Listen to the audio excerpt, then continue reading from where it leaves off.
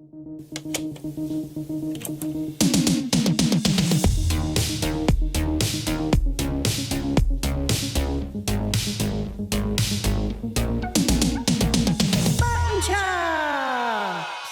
and welcome to the Button Chops podcast, the podcast where two miserable millennials from Northern England talk video games. My name's Chris. And my name's Matthew. And in our first ever episode, we're going to be asking, what's the crack with Cyberpunk 2077? One of the most anticipated games ever, Cyberpunk 2077, is a futuristic sci-fi action RPG based on the pen and paper game Cyberpunk, created by Mike Pondsmith. The release of the game was chaotic, eventually launching after multiple delays and causing a huge stir by virtue of the fact the game was riddled with bugs, especially so with the console version, who many have said was basically unplayable. It was made by Polish studio CD Projekt Red, who developed The Witcher 3, which is considered one of the greatest games of all time. And I'm actually playing it for the first time at the minute. You've played it a couple of times now, haven't you? Yeah, I've played it twice over the years. I reckon I played it when it came out, and I played halfway through like 3 years ago, maybe 2 years ago. Yeah. And you love it, don't you? Yeah, well, it was good at the time, but like as we've discussed recently, it's like skating around on ice. Yeah, it literally is. It's like a medieval roller disco. Ice rink simulator. It literally makes me nauseous play. To be fair, I was playing it some more last night. This is my first playthrough. I've finally started to warm to it. It's like 20 hours in. It took me to start to get it. Yeah. I'm just into like the Novigrad bit. Yeah. The minute the landscape changed from being like a big brown and green landmass full of children pretending to like walk on tight ropes to being like a city with people in it, it's gotten a lot better. Yeah, you still got more to get though. Yeah, well, it's like you haven't even got that far. I know. Into it. Well, I'm like, it's 20 hours. I'm 20 hours in, but like people are saying the main story is like 60 hours, and I'm right at the start. So I must have wasted a shitload of time just doing fuck all. Yeah. I mean, I didn't actually finish the DLC. So I think I started Blood and Wine. But I didn't. I checked one of those like PlayStation Wrapped things. I don't know if they do that anymore, but they did it a couple of years ago. And I remember it saying that I played The Witcher for like 140 hours, and I was like, I didn't even finish it technically. You know what I mean? Well, I mean, yeah. There's I kind of have to compartmentalize when it comes to that sort of thing, because I get freakishly completionist, and I'm like, I need to finish this. But like when I was playing Dark Souls 2, for example, there was one boss that I just quit. I was like, fuck this, I don't care. And it was really difficult at first admitting to myself that I wasn't actually going to technically complete Dark Souls 2 because I couldn't beat this last boss. So yeah. I think if you've beaten the main quest of the story, like, you've beaten the game. You know what it is. Yeah, I think the DLC came back later, and actually the Witcher DLC must have I think it took them about 2 years to get out. Classic CD Projekt Red. They probably had to spend all their time cleaning all the bugs out of the game before. So, my God. Yeah, which is what they're going to spend the next couple of years doing with Cyberpunk. Yeah, I heard they were pulling in the toilet sweeps and stuff. They're pulling in the cleaners from the offices. Getting them to program. Getting them to come up with new monsters. So literally all hands on deck. We have to get all of the staff who work at the company. Excuse me, have you ever read any fiction? Yes, sir, I have read fiction. I'm just trying to sweep the toilets up. Oh, no, it's all right. You go back to the toilets, but after you finish the toilets, would you mind staying overtime 8 hours to finish this monster design? There we have it. That's the state of the modern games industry. 50% of the staff on Cyberpunk were toilet cleaners.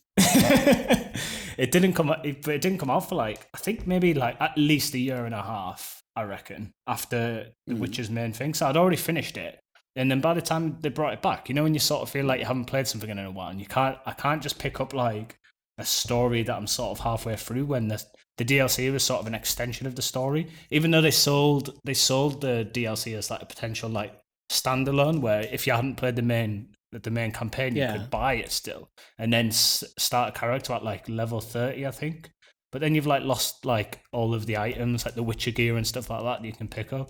I was a bit like, why would you do that? So I insisted that I started again, which might be where I got my hours, actually. I think we might. So I started again just so I could be like, I know what roads Geralt went down half an hour ago. I think we've solved how you put 140 hours into The Witcher. There was an important detail that you left out. Just- I started the game again. Yeah, so anyway, back to Cyberpunk. I think people were expecting that this was going to be The Witcher 3, but set in a futuristic cyberpunk Night City. That's the setting of the game. So you've played it. I haven't played it. The minute the reviews came out and they were talking all about the glitches, I got really excited and was like, "Oh, that'll be really funny. I'll make some glitch videos and put them on YouTube." But now I'm kind of like, no, fuck that. I'm not spending 50 quid on a half finished product. But you were gifted it for your birthday, right? Yeah, I was literally just about to say. I almost feel a bit bad potentially defacing it in this podcast, but yeah, my mate bought me it for my birthday, my housemate. And to be fair, he's about 2 hours into it, and he's given up. Yeah, he just picks it up and complains about the driving and puts it down. But I'm right at the end. I haven't finished it yet, but I'm at the point of no return. But there's a couple of new side quests coming up that I want to finish, which is, it says that all about the game. There is like a pull there for sure. Yeah, but for me, like, it's a massive disappointment. Even if I was moderately excited, it's a massive disappointment. You were pretty excited for it though. Yeah, I remember telling you about it like years ago when I first saw the gameplay video that came out. It's like the hour-long like apartment section. I watched the gameplay video at yours. Yeah. That was where I first heard about it. I was like, watch this. It's like 50 minutes long, but like honestly, watch it. It's going to be well good. And even at that point, to be fair, I remember before like seeing like the cinematic trailer. I remember the first trailer where it was like the woman, where it was like the shots were coming down over her face, and it's like it looked epic, and it was all slow-mo, neon lit, like just classic cyberpunk as a genre. And then it like goes down, and you see that she's not actually like vulnerable or upset. She's actually got like mantis blades, and she's like been tearing into people. And mantis blades are like these swords that come out your arms. So cool. But I remember like at the point I was like, this game's gonna be amazing. Like I was a bit of one of those people probably should get into where like people just defend CD Projekt Red. They haven't even really done that much, but it's like, whoa, they're the best thing since sliced bread. These guys are amazing. These guys are amazing. So I was like, how can it possibly go wrong? But sure enough, like that game is not great in my opinion. I think part of me sort of wondered how could it possibly live up to the hype? I mean, how can the way that people online were screaming at each other about it and saying it was going to be the best, most realistic, immersive game ever. And to be fair, I mean, that's what CD Projekt Red was saying. So you can kind of hardly blame them that they were so hyped up about it, because here's the developers of this like beloved franchise, The Witcher 3, like on most people's like games of the decade lists. Everybody talks about that when it's one of the best games ever made, and here they are bringing out this thing, which I mean, the trailers look amazing. They looked amazing, and the marketing material was pretty misleading. But you can understand why people were so hyped up about it, and I just kind of thought there's no way that it could be as good as they're making it out to be, and it turned out not to be. But from a lot of critical reviews, it seems like a lot of people still really liked it, So I think what my thing with Cyberpunk is that it might be my pet peeve with everything online. Like I've read a lot of reviews like since. I didn't read them at the first because I wanted to sort of make my own mind up. And I've watched videos and I've seen all the like viral Twitter tweets about like glitches and stuff like that. And I was sort of like, well, like let's just get into it. And then I remember like people sort of saying that it's buggy because it's over ambitious. Now, when I play that game, I can't see a sliver of ambition in the entire thing. Really? I think it's one of the least ambitious games I've ever played in my life. But do you not think that it seems that way because it was so ambitious and they just couldn't pull it off, and they had to pull the plug on loads of systems that they wanted to introduce, or they just couldn't program them in a way that would be convincing and work within the world? Yeah, potentially. Yeah, I mean, you've got things like, for example, like the perk trees and stuff. Like there's so many, but all of them are just like plus 5% headshot damage. Well, not all of them. There's like 3 abilities, I think, or 4 abilities. Some of which work whenever they want to work, to be honest. Yeah. But most of it's just like stat boosts. So like and it's the same menu system that looks like what happens when you go to a shop. So, so like upgrading your perks is the exact same like red cyberpunky thing, which is also the main menu and the save and load menu. It's like all the same. Yeah. And in the shops and stuff, for example, they're just like thumbnails. So you go in and it's like they've got all these cool clothing. To be fair, like that's one of the things I really like about it. It's like the aesthetic, the clothes. You know, you can entirely customize your character and wear like a certain jacket with a t-shirt underneath, no t-shirt, no pants, just a jacket, whatever you want to do, just a hat. But it's a shame because when you go to the shops, they're sort of like the same thing everywhere, and equally like on the shops for a start. It's weird where to start it.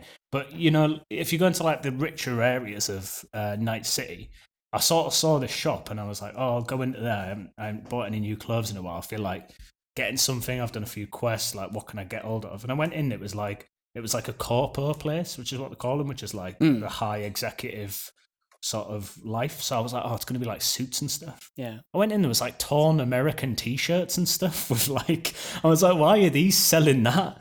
Do you know what I mean? There was like a person with like a really nice accent on the door, and I was like, oh, this is fancy. I was like, the world building doesn't really like make sense in the context of. So I mean, should we sort of like walk it back a little bit? Do you want to sort of explain the outset of the game? Like, what's the setup for the plot? Like, what's the sort of core gameplay like? So you're a mercenary, which it's probably the most grounded mercenary character of any game, in the sense that when you're actually going around Night City, it's you already have a reputation from the outset, and you build that reputation. But people that offer you jobs depending on it. These people are called fixers, who like basically offer contracts. They take on jobs and then they find people to fill them. So the better reputation you have, the more jobs you get. That to me is the core of the character. And you've got these origin paths that you can pick. It's like nomad, corpo, and street kid. But ultimately they come to a close like within the first half an hour of the game, and then They're set just you like off prologues. on the same thing. Yeah. They've got like they do. You can see this. Again, the ambition thing, you can see they've tried to incorporate like unique speech and unique dialogue choices around it, but it doesn't actually impact the game at all. So like ultimately you are just a mercenary that takes on gigs and sort of gets around life.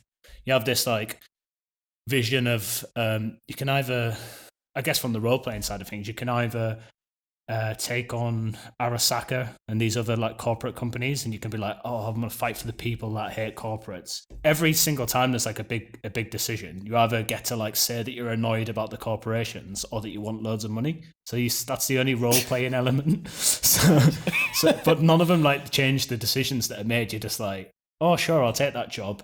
I want the money, or oh sure, I'll take that job. Stuff the corporations, you know. Well, that's like a big part of The Witcher, though, isn't it? And that's something The Witcher does pretty well. Like, for example, when I was playing it last night, I was in this like tavern watching this woman play lute and sing a song, and towards the end, this woman across the room recognized me as being someone who murdered a bunch of soldiers in a tavern in a completely different town about 15 hours earlier in the game. And in that encounter, I had the option, which I think because I'm not very good at any of the sort of negotiation in the game, I fucked it up and ended up having to kill all of them, which I actually didn't want to do. I didn't want to get into a fight, and I obviously like just couldn't read the room properly. So she came out and started going like, "Oh, you're a murderer, and then everybody kicked off and started having a paddy over it, and I had to go in the back room and get away from them.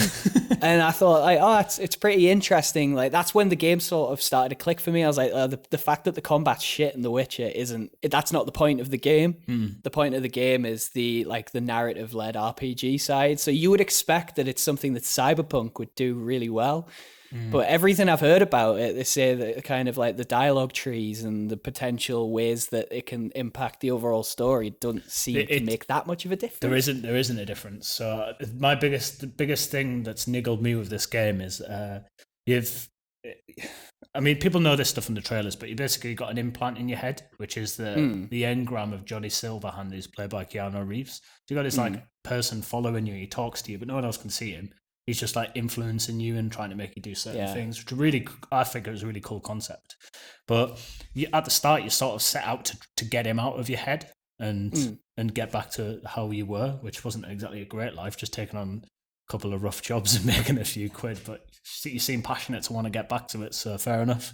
And you come across these guys who have like a solution for you. They're like, well, this is what we can do, and then it comes up saying, oh great, like here's the access that you need.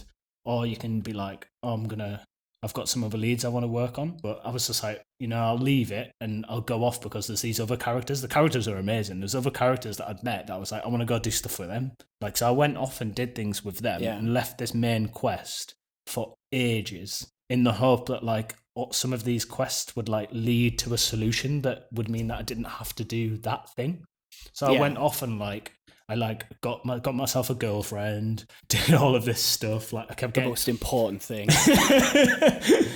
Can you be my girlfriend?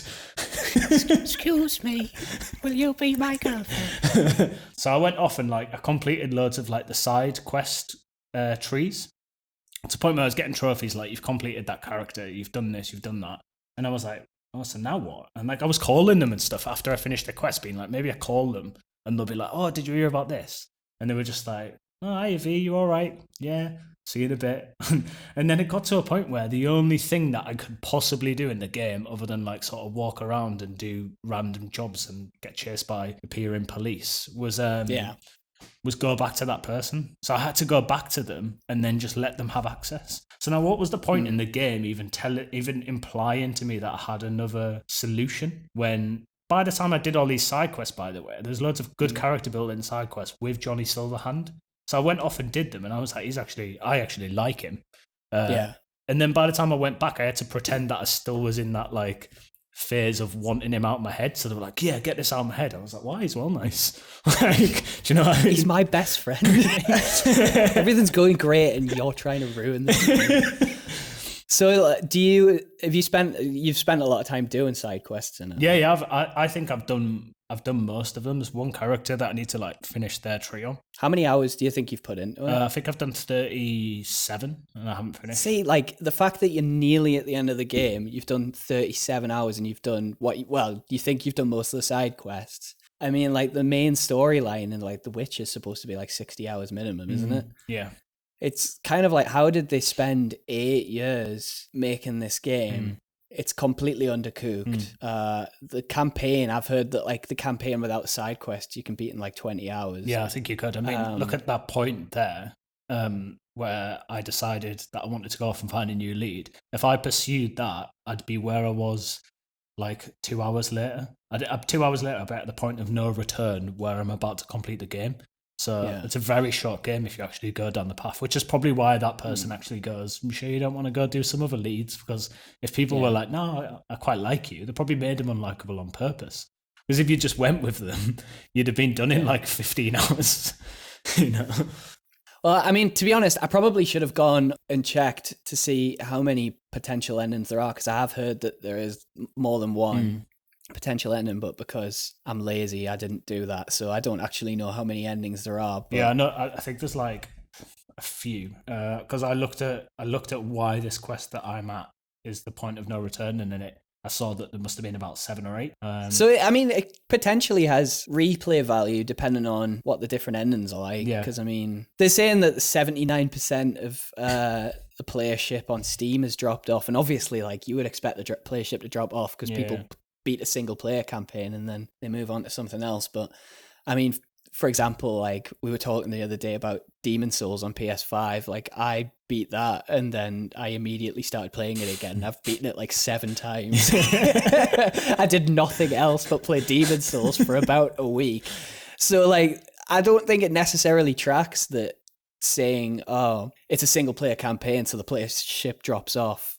That's kind of bullshit, because if it's a really good single player campaign with a lot of replay value, bearing in mind it's something that people have been waiting for 8 years to come out. If it's got that replayable value, you go back in and you start it again. You want to see the other endings. You want to do all the side quests that maybe you missed on the first time. Yeah. So it's still not a good sign that 79% of people just fucking stopped playing it. I mean, put it this way, with the side quests, one of the things I've picked up myself was that like there's side quests that feel like main campaigns. So they're really polished. They've got characters that you would only meet that are really well written, really good dialogue choices that you would only meet if you actually went down those side quest routes. And they don't. It's not like The Witcher where maybe there's a couple of side quests.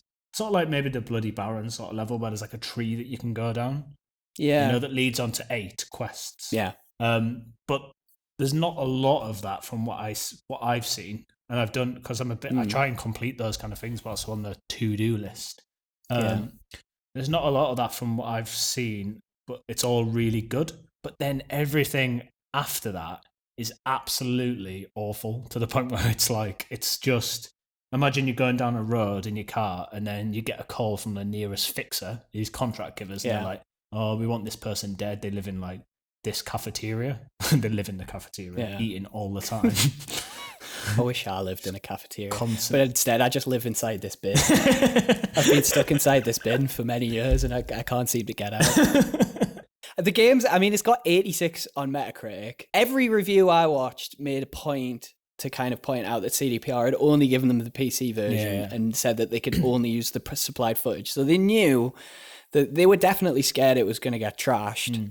But I mean, people still seem to like it. So like, is there anything that you think the game does like particularly well?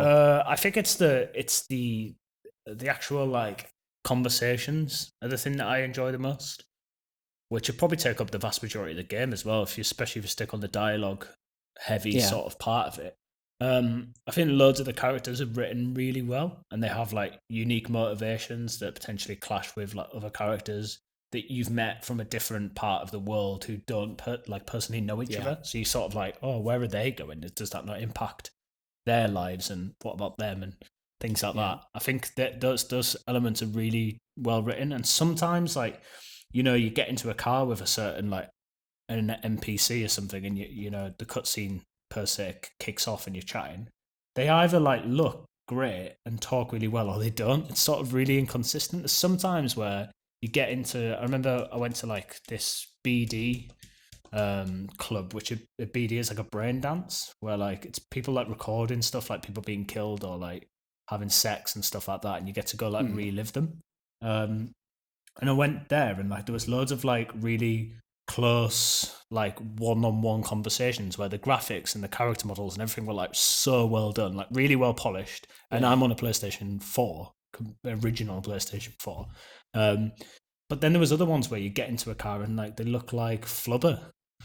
And they've got like eyes coming out of the face and smoke's flying everywhere, and it completely like breaks immersion. Like sometimes I found myself being like, whoa, this is well good, like setting up my controller, like really interested in what I was saying. And then there was other times where I was just like bashing circle to get through what they were saying, because I was like, you're annoying me now. You're annoying me with how ugly you are.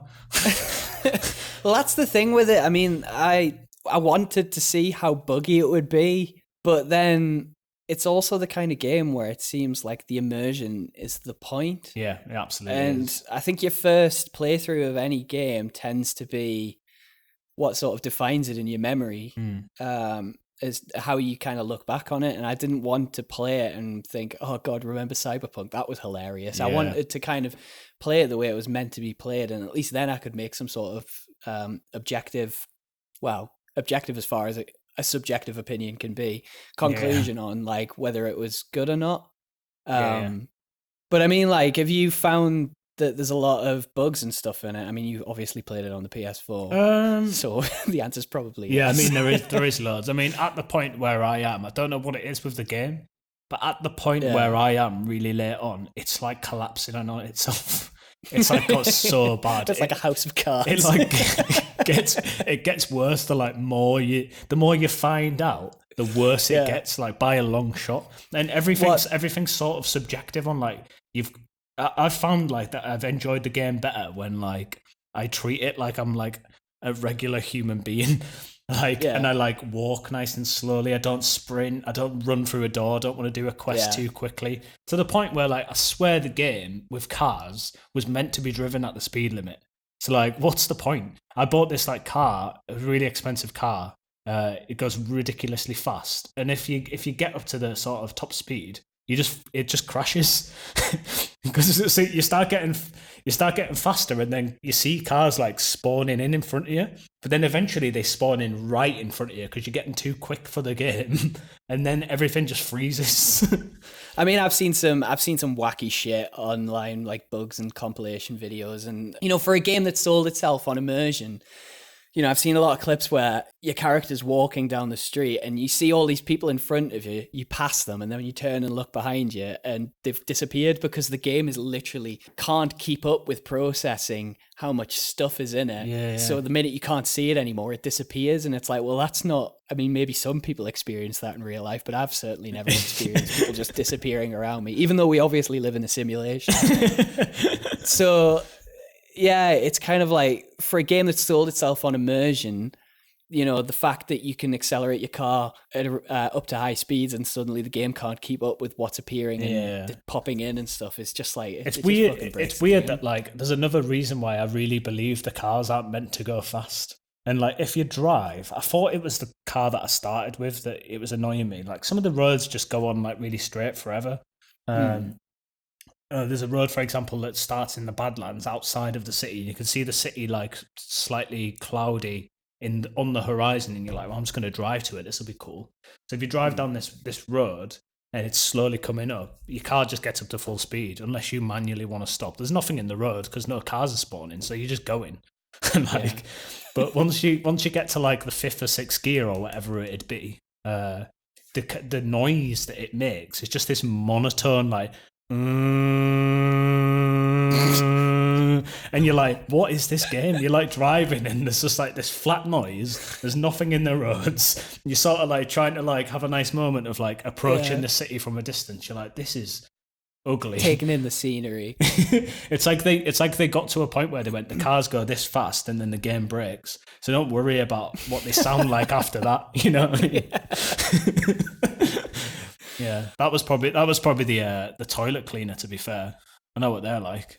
Well, I mean, they're not qualified to program video games, so I mean, what can you expect? But CDPR did what they could with the resources they had. Yeah, to be fair, they don't have a lot of money, which only sold a few copies.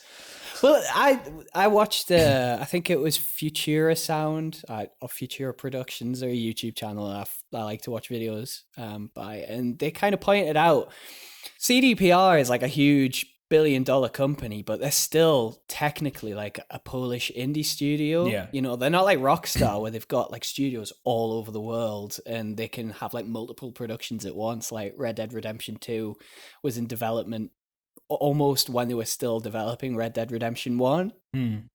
They can sort of concurrently have that and divert resources, like they were diverting resources from studios that shouldn't have been working on Red Dead to get Red Dead finished. Yeah. Whereas like CDPR aren't that. As far as I'm aware, they're just based in Poland. They're just like a single studio. And I think for them to try and take on what they tried to take on with this game and try and create something that could compete with like a GTA 5 or a Red Dead Redemption 2, I think was maybe outside of what resources they had available to them. But The Witcher stands toe to toe with GTA 4 that was out at the time. Hard disagree. Hard disagree. Do you not? The Witcher is good, but the fact it took me 20 hours to go, oh, actually no, I do enjoy this, because everywhere I went, all of the discourse around that game is like, this is game of the decade, it's incredible, like it's so immersive, and it's just not. For example, there was one, I went into a tavern.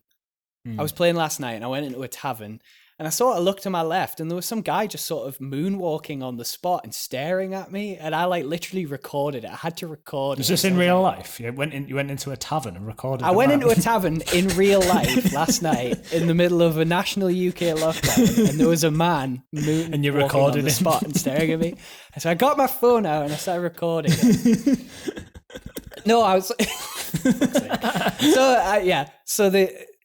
like, if you go up to an NPC and press talk, you'll just get the same line of dialogue over and over again. Right. And for example, if you pull, you pull your sword out in the middle of a village and swing it a bit. People just sort of like, they do what they do in Cyberpunk. In the videos I've seen of people playing Cyberpunk, the NPCs, if you fire a gun, they just crouch to the floor and start going, "Ah!" Yeah. And they do that in The Witcher. Whereas if, for example, that beat 'em ups video, the review of Cyberpunk, where they're comparing GTA 5's AI to Cyberpunk's. Yeah. Like, if you go up and punch the side of someone's car or something, they'll get out the car, and sometimes if it's a type of AI that is confrontational, they'll try and kick the shit out of you. Sometimes they'll get out and run off screaming. Sometimes, they'll do different things. There's a lot of variation. It seems like, even though eventually you're going to come across the same encounters repeatedly, like in Red Dead 2, for example, there's like a woman at the side of the road who screams for your help, and you can choose to help her or not, and then you take her on a horse and take her back to town.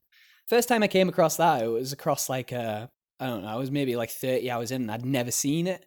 But then 100 hours in later on, I ended up seeing it again, which breaks the immersion. It's like, oh, this is just the same encounter. But over a long period of time, it took a lot longer because there's so much variation in the AI and the programming that you won't see it as often. Whereas in Cyberpunk, it seems like if you pull a gun out, or in The Witcher, you do something, all the NPCs react in exactly the same way. Yeah. Unless it's a soldier, and then the soldier will attack you. It's very unsophisticated compared to the kind of stuff that you see in like a Red Dead. That's not to say that Rockstar's game design is incredible, but they clearly have the resources where they managed to pull off a world that is immediately much more believable and takes much longer to sort of break down and for you to see the strings behind it than in, say, like what Cyberpunk has turned out to be. Yeah. But then, I fully agree. But then do you not think, I mean, I don't claim to know anything about the video game business and how finance and stuff like that works. But I remember a lot of reports about how much The Witcher was making, especially when it was on Netflix. It had another spike where it's like one of the most played on Steam and stuff like that. And that was like 4 or 5 years after it came out. It was like really well received when it came out. Loads of people bought it. And I think that they should have the finances at least to upscale their ambition. And I don't think Cyberpunk has got any better than The Witcher, maybe. So you're right. Maybe now thinking about it, The Witcher has the same problems that Cyberpunk has, but it had them 6 years ago, 7 years ago. Whereas that's exactly it, isn't it? Cyberpunk's still in that situation. So in at the minute, as we come towards the end of a console generation, where we've had some of the most incredible games like we've seen in a lifetime, like Red Dead and Last of Us and all these things where they're so technically impressive. You almost can't get away with releasing a game like that, like in that condition, especially with so much hype. I mean, the budget that they had Billie Eilish on the adverts. They've got Keanu Reeves in the game. They've clearly got money, Well, it's obvious that they've put a lot more effort into marketing the game than they have making sure it works. Yeah. And I mean, I don't know. I'm very cautious about trashing them because, I mean, I think there are companies that do far more egregious things, like Square Enix releasing like looter shooter type shit with Avengers and, the EA and the Star Wars Battlefront games. Like that's garbage. Yeah. That, there's like an undercooked 6-hour campaign and then tons of microtransactions and things that are just designed to extract money from players. At least with Cyberpunk, it's a single player campaign with no microtransactions or any of that crap, and it's unfinished, and it's ridiculous that it's taken 8 years for them to release it in the state it's in. But I still don't really want to shit on them for it because they'll obviously patch it out and improve it, and it's been such bad publicity for them that it's obviously really damaged their public image. And I think like 6 months to a year down the line, I think the game will be a hell of a lot improved. I mean, like, do you remember No Man's Sky? Yeah. People were talking about that, and I can't remember the guy who runs that company, but he was, really bigging it up in all the marketing. And then it released, and it was just like this giant empty universe with nothing to do. Yeah. But now it's kind of hailed as like one of the best sort of online games you can play because they put so much effort and resources into fixing it. And I think that Cyberpunk will go that way. Yeah, sort of. But I almost think that, we were just talking about bugs and stuff there, and you mentioned about the crowds. I actually don't think that the crowds it's not patches, it's actual game design. It's something that Yeah, they've baked into the consciously game. decided to do. Like they've gone like when they look over there, we need the crowd behind them to like disappear. They've decided that if you park your car in front of another car, none of the cars have any idea how to get around that car. Like they'll just sit there because they haven't programmed anything else. They've programmed like a core basic level. So what is a patch when it's actually just patching a replacement gameplay code? And I don't think a lot of the game can be like properly replaced. I mean, I don't understand game design enough to comment on that. Perhaps they can fully overhaul things that just don't work. I mean, there's still horrible bugs in The Witcher now. You know, I was playing the Crones of Crookback Bog quest, and after I can't even remember what I had to do. When I got back to the bog and met with a cutscene where they come out, spoilers for anyone who hasn't played The Witcher, but they come out of the tapestry and speak to you. There was just no dialogue. Really? There was no dialogue. Actually, Geralt's dialogue still came in. There was subtitles, so I could see that they were talking. I mean, you can't tell. This is one thing that really bugs me about The Witcher is like all of the characters are really over animated, so they'll be standing sort of flopping around while they're talking to you to sort of indicate that they're the character that's talking when you're any sort of distance back from them that you can't see their mouth. So they're sort of flopping about and the subtitles on. And I'm like, I think I'm supposed to be hearing dialogue here, but instead all I can hear is flies, some sort of wind, and then occasionally, no lies, occasionally I'll just hear like a I'll be like, I think what it is it was like maybe they've tracked the dialogue on a couple of layers and pitch shifted it to make it sound really eerie, because when you heard the voices it had that sort of like horror voice effect when I heard them earlier in the game. So I think I was getting like individual bits of like audio from the dialogue track, but not the full dialogue track. And I was really pissed off because I saw when I first got to that part of the quest and then you're dealing with these three witches and they're in a tapestry and they're talking to you through this woman. And it was like folk horror. It was like a really good folk horror. It was like a Robert Eggers film, you know, it reminded me of The Witch. And I was like, oh, I'm really digging this. I can't wait for this to develop. And then I got back and like all the dialogue broke. I couldn't hear anything and it ruined the immersion. Yeah. And I'm thinking like, this game came out in 2015.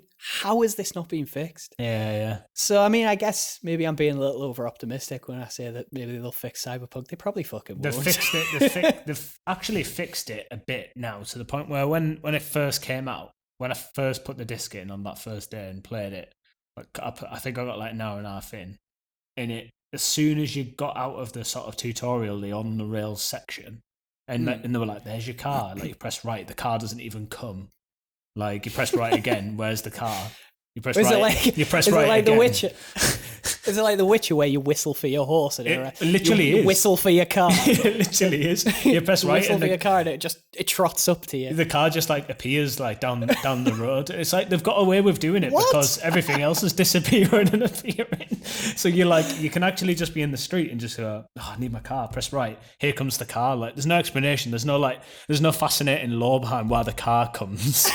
It's just it's always it just teleports in. It's always round the corner. Plus, like you get more cars. So when if you hold right, you can pick which car you want to turn up. So it doesn't even make sense that one car would always be round the corner. Like you can't have an army of cars. That's like pretty funny. Round the corner. So can you carjack people? You must be able to carjack people. Yeah, you can. Yeah. And sometimes at first, like when I first left, you know, you get. If you've got like a different body stat, you can break into to other people's cars. So if someone's coming down, they've got like a muscle car that looks a bit fast, you're sort of like, oh, I want to get that. At the start, I couldn't actually break into some of them because I didn't have my body stat high enough. So like the strength, which I actually really liked. I was like, that's a really good idea. I've never seen that before. So I like chucked a bit into the body stat and I must have got it up like 3 points. And I'm about level 30. So I haven't really afforded that much of my time, and I've never been restricted from a car since the beginning of the game. Yeah. But Do you find that the like the skill trees are kind of worth investing into, or is it some of them, I find it kind of shallow? there's so many of them, and the menu's so ugly that when you go into it, it's sort of like it breaks them into like 5 sections. So there's like technical, reflexes, body, and something else. And when you go into them, there's then like perks attributed to like subcategories. So if you go into body, for example, whilst we're on about that, it's like there's like a brawler one, and then like an annihilation one, and the brawler one's all like fighting. Which, by the way, I don't know why anyone would ever want to choose to do on that game. And Annihilation's a bit more like HP and like how many health points you got, like how many bullets you can take, like how much you can carry and stuff like that. But there's like 2 or 3 subcategories in each perk, so you have to like go into them and go into another one. There must be, I think, there was about 13 different subcategories of perks, so I never really knew what I was like working towards because none of them really presented me like. For example, what they could have done is the mantis birds are really cool. I was really excited to get them.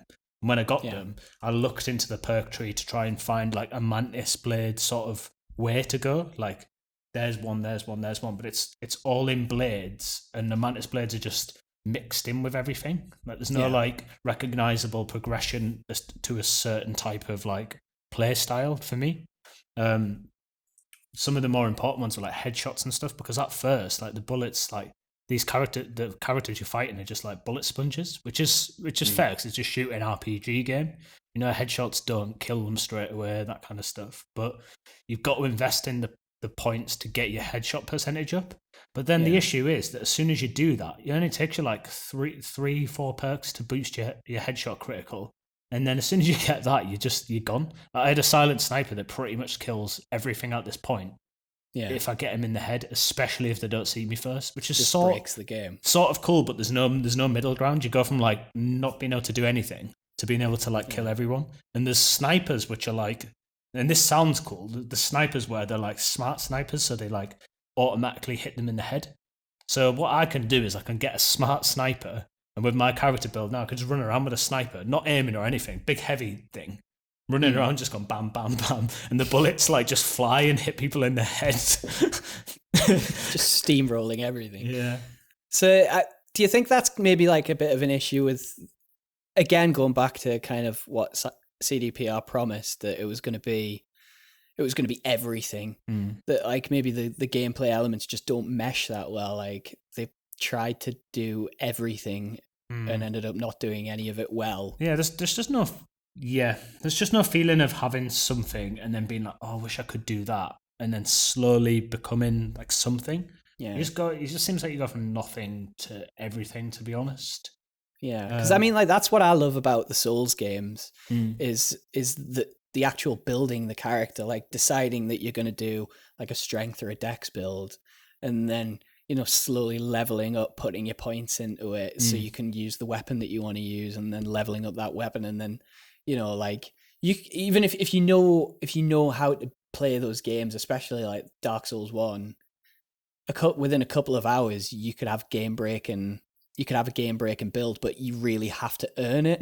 So it feels totally, it doesn't really matter that much that you steamroll everything in the game from that point, because if you knew what you were doing, like you really had to work for it. That's really satisfying. Yeah, you needed a couple of playthroughs to get to that point of like understanding and things like that.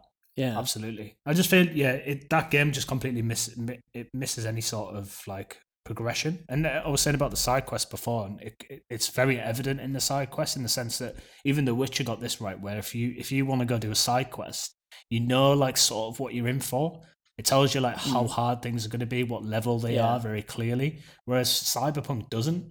So it does give you like a vague idea. It'll be like threat level, moderate, high, and low, things like this. But they never really seem to correlate. And I went into like a pub, and I thought, I'll pop in there and see what's happening. It was quite early in the game, and then I got a call being like, oh, I need you to assassinate this person. And I was like, oh, this is cool. And I realized that there was some clear like design to where I was. So the pub had a skylight. It had a hatch on the top to break through. You could go through the front and kill everyone. It had a door at the back. If you had the technical ability high enough, you could go through the back to kill this guy who was in the kitchen. So I spent all this time being like, which way should I go? And I climbed onto the roof, but I did it like by going onto the freeway above it, then jumping down onto the roof, it didn't look like I could get onto the roof otherwise, unless I had the double jump ability. But then you go through the hole, and then you're sort of in the kitchen area. I killed one person, and then I went over to the guy and tried to grab him, but he doesn't let me grab him because I haven't got like a certain perk, which I've never understood why I'm not really allowed to grab certain people, to be honest. So I grab him, he turns, pushes me away, starts shooting me, everyone shoots me, I'm dead almost instantly.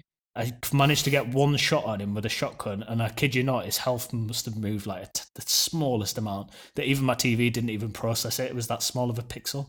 It was just like I shot him right in the face with a shotgun. The health went down a tiny bit, and then the rest didn't bother. It took me like half an hour to get there and think of all this strategy to get in, to only then realize that it's literally impossible for me to do, even if I come up with the right solution, because the game didn't tell me that they're like level 40 or whatever they are. You know what I mean? So it doesn't clearly communicate like what it is that you're looking for. And if you look at your quest, you're not like, that sounds really cool, but I need to go level up, or I need to go get a better gun and come back. There's no idea.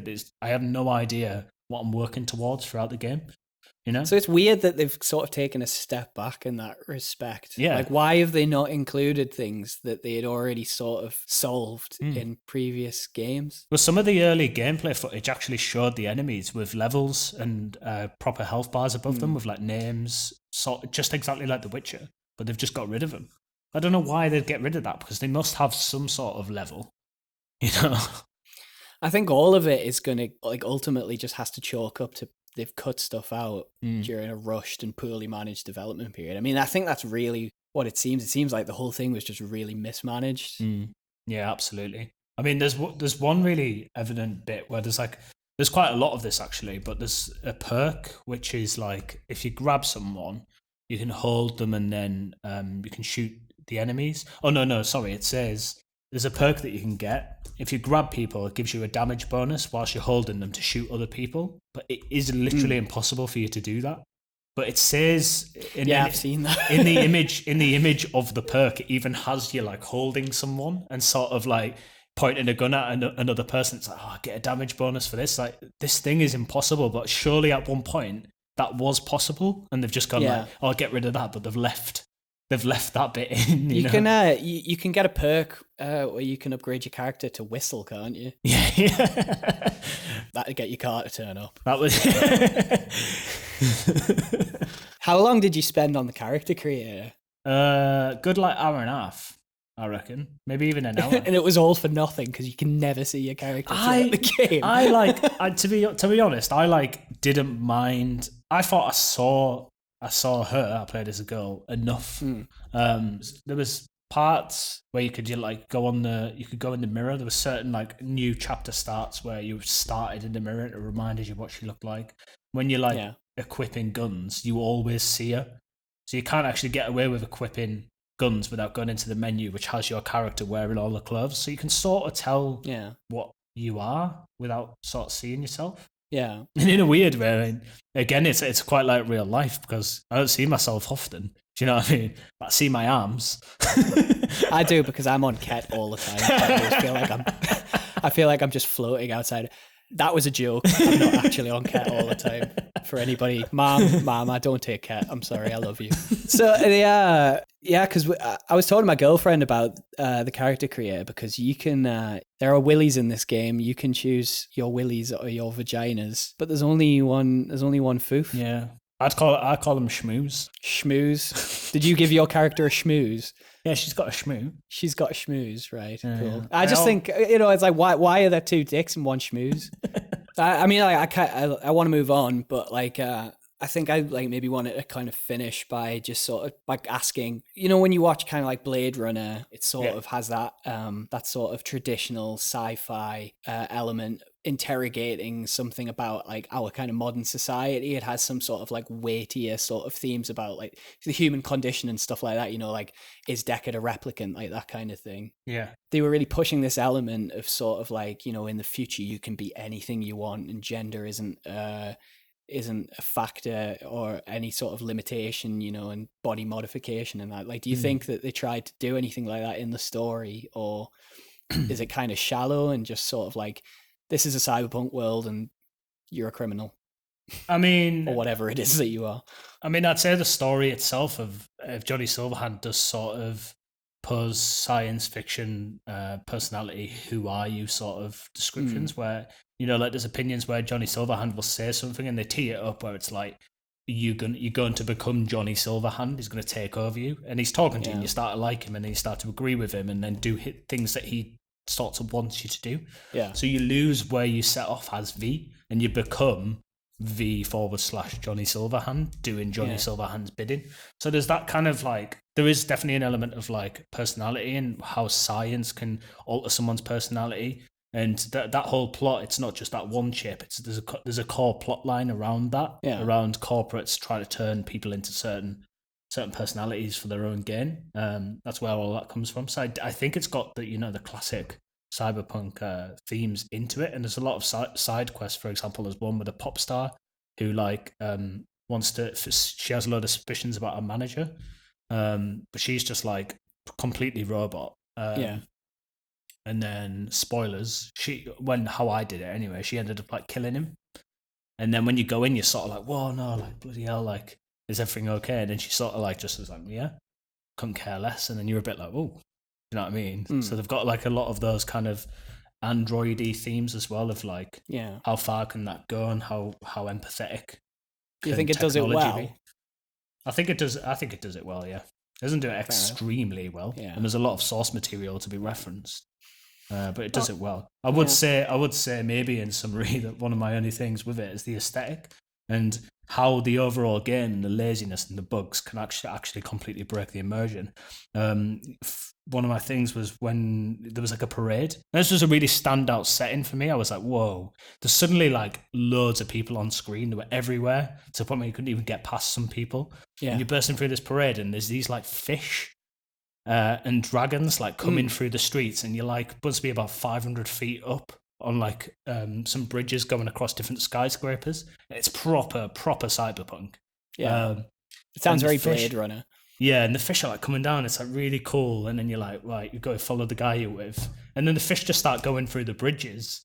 And then I went off and like killed someone, and then I turned around, and the fish. So these really pretty hologram, light up, like beautiful setting fish. Literally, by the way, just turned into fish. There was a fish model underneath the skin. so the fish that was flying through the air, right, as a hologram, turned into a fish. It sounds like you had some sort of psychotic break while you were playing. Like, just sort of trailed off into a weird paranoid rant about fish. No, and then there was Is this a bug? No, I don't know. I think so. At this point, what's a bug and what's a gameplay decision? Maybe it was a story arc. But it sums up Cyberpunk for me in the sense that it's so broken that even the things that it sets up that you really, really want to enjoy and you get yourself so excited about are broken, and then you come out of it being like, what have I just done? Like, it didn't just turn into a fish for a second, it stayed as a fish. And then the dragon was a dragon. So it's like, why have they even programmed an actual fish? Why don't you just put a hologram in it? It's a fish.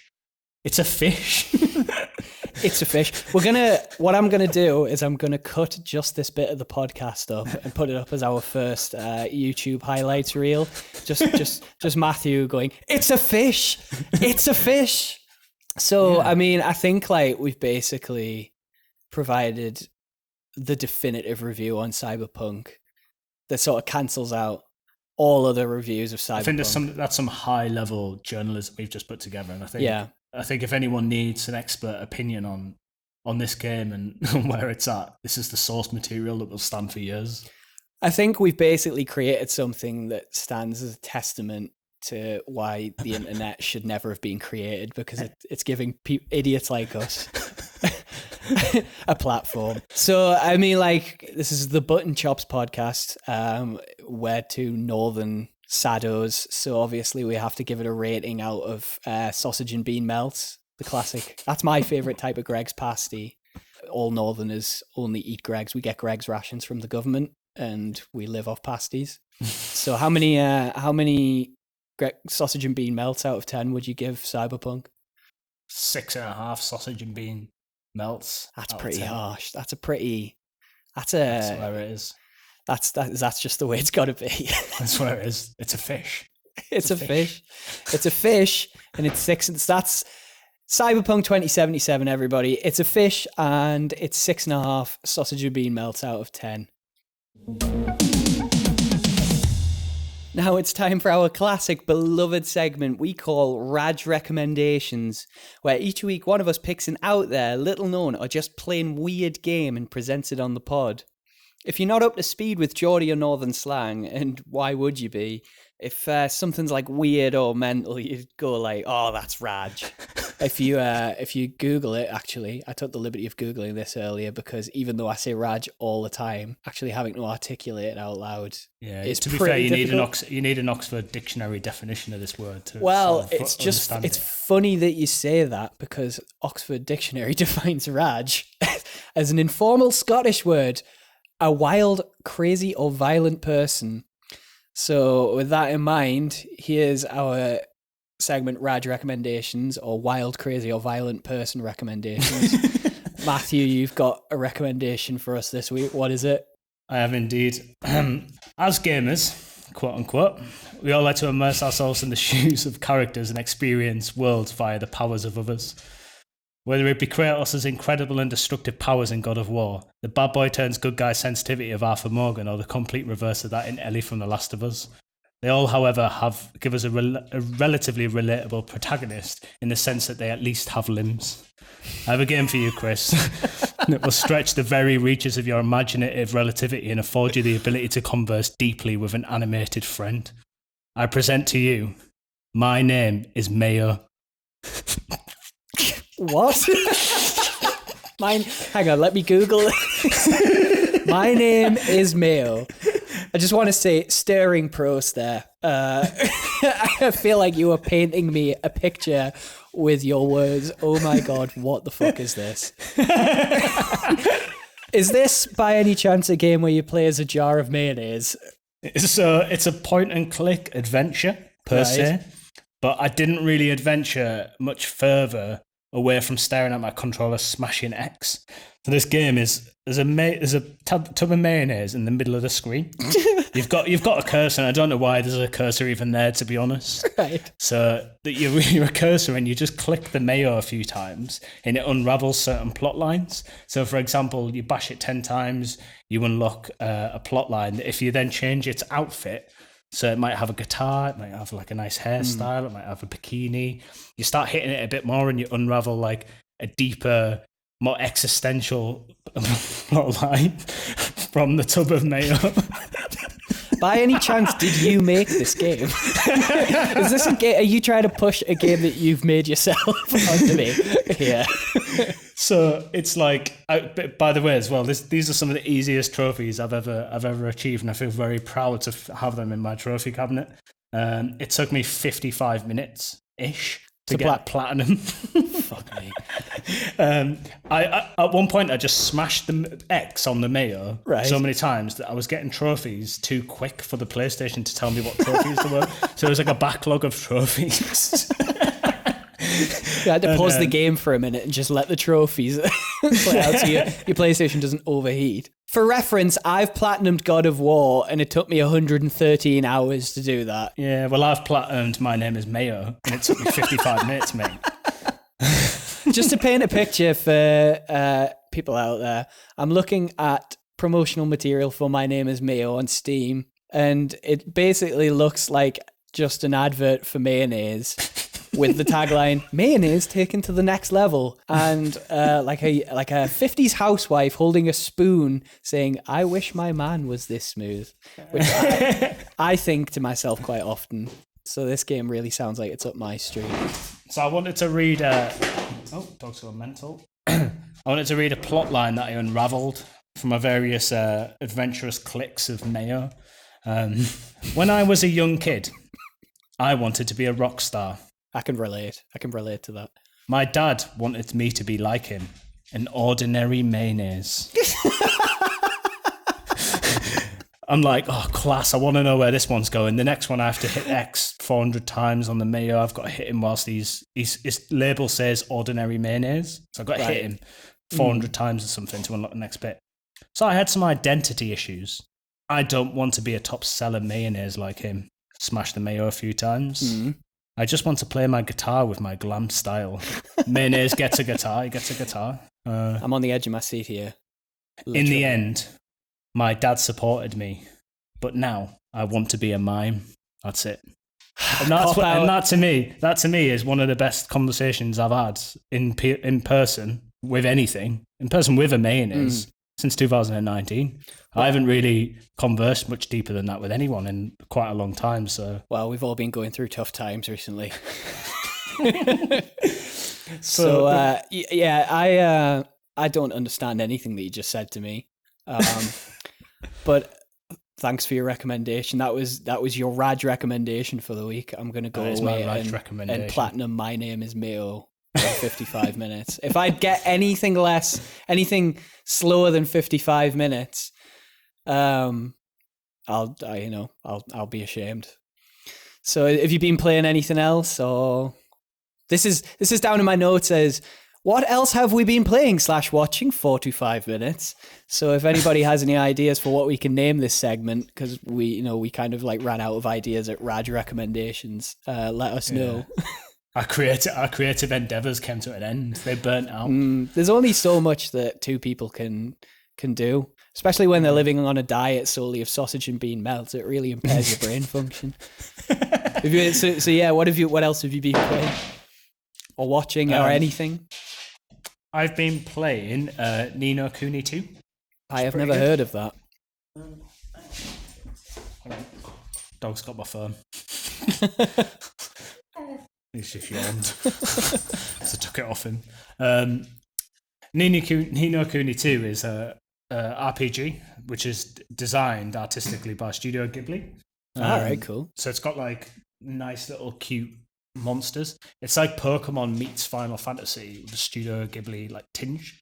And the story itself was like really cool. I really liked it. I've never played it, so I'm playing Ni No Kuni, the first one, and that was actually a PlayStation 3 game remastered on the PlayStation 4. So it has aged a bit. Yeah. It sort of feels like it's so simple in an essence. It sort of reminds me of like PlayStation 1 days, like playing like Toy Story or something like that, or Rugrats. Oh, you know? Everything's just really slow and sort of like cutesy, but it's really good. It's a story about a boy who goes to a different dimension to sort of save his mum, basically. Sick. To everybody listening, that's Matthew's dog Finn. He's saying hello. Yeah. He's the third host. He's the third host. Once we've finally succeeded in teaching him to speak, which will be soon, he will be joining the podcast. Yeah, I reckon it'll be pretty soon. Yeah, I mean, I had him on My Name is Mayo a bit yesterday, just smashing X for me. You needed to go to the toilet, so he took over for a bit. Yeah. I was like, come on, get off your pop. But yeah, Ni No Kuni is really good. Been watching Queen's Gambit, finished that. Yeah, I still need to watch TV that. Things. I thought it was one of the best TV shows I've seen in ages. But we'll get back to that when you watch it. Yeah, I just need to set aside. I could probably binge it all in a day. How many episodes is it? 7, I think. All right, cool. Yeah, I've heard so much good stuff about it, and I don't know why. When it first came out, I was still rewatching The Sopranos, which I recently finished. So I should catch up with that. Well, I've been playing The Witcher 3, as we've established, and loads of Dark Souls. Well, I played Demon Souls 7 times back to back, the remake for PS5, and decided this is too much. I need to stop, otherwise it will just consume me, and I'll end up hating it. And I don't like doing that, where I kind of play something or watch something so much that I end up hating it.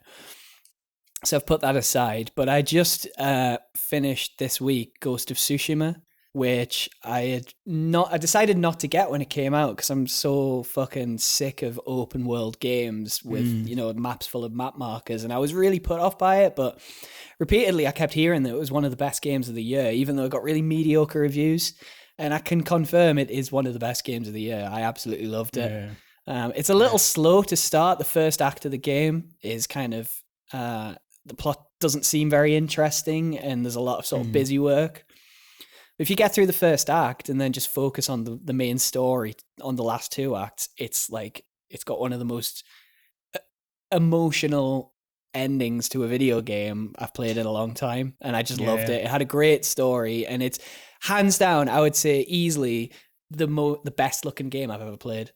I think it's just stunning. Like the open world is beautiful to the point where you kind of like a lot of open world games, you'll play them for a while and you get used to the aesthetic, and then you stop sort of noticing how good it looks. But throughout a nearly 40-hour playthrough, even towards the back end of the game, I was still having to stop and just sort of take in the environment, because it was just, it looked so good.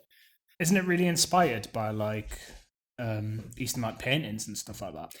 It draws on Akira Kurosawa, the sort of the quintessential Japanese film director. It draws on his sort of visual style from like his later sort of color films like Ran, whereas, you know, like in the same way that like some like Rian Johnson's Last Jedi, Star Wars films, like they sort of do that, where it's a lot of like deep reds and it's very striking visually. Like it doesn't have super realistic graphics, but it has a really distinct visual style, and each area of the map that you come into has a really distinct identity to it. So as you progress through the game, like the sort of the environment keeps changing, and every time you come into a new environment, it's just stunning. I used the photo mode on it a ridiculous amount of times, because I would be running through the world and I'd be like, my God, this looks amazing. And I just stop and spend like 20 minutes like taking a photo that nobody will ever see. Because it's just on my PlayStation. But in fairness, I did play it on PS5, and they sort of gave away like a free upgrade for PS5 players. So it's in 60 frames and 4K. So I think if I'd maybe picked it up on the PlayStation 4 at launch, I might not have felt it that way about it as much. But definitely in 60 frames on the PS5, it looks incredible. So yes, everyone go play Ghost of Tsushima. I loved it. And everyone go play My Name is Mayo. Everybody go and play My Name is Mayo right now. I want to see those platinums. Turn this off and go and play My Name is Mayo, god damn it. What are you doing already? They wouldn't even got to this bit, mate. I introduced it so well that they've already clocked off. We can do whatever we want at this point. When I edit this episode, I'm just going to take that whole section and put it right at the start, because it's really the only thing people want to hear. So that was the first episode of the Button Chops podcast. Thanks a lot for listening. Yeah, thank you. Yeah, my name's Chris. My name's Matthew. And you can follow us on Twitter at ButtonChopsPod, or Instagram, the same handle. Leave a review if you enjoyed the episode. I have no idea how the reviews work, as I have never done it for another podcast, and I shouldn't admit that as someone who's making a podcast. But I trust you to figure it out, so go do that. I also make YouTube videos under the guise of an animated head, which, saying it out loud, doesn't really explain it very well, but check it out on YouTube. It's Little Davey Reviews Things. I mean, it says enough, mate. It says enough. I do YouTube videos and animated head. Well, I'm in. Playing My Name is Mayo, I'm watching an animated head. That's like what everyone's doing. The Saturday night or whatever, whenever this goes out. This is just totally falling apart. We're just sort of devolved into nonsensical rambling at this point. So thanks a lot, and we'll see you next week. Bye.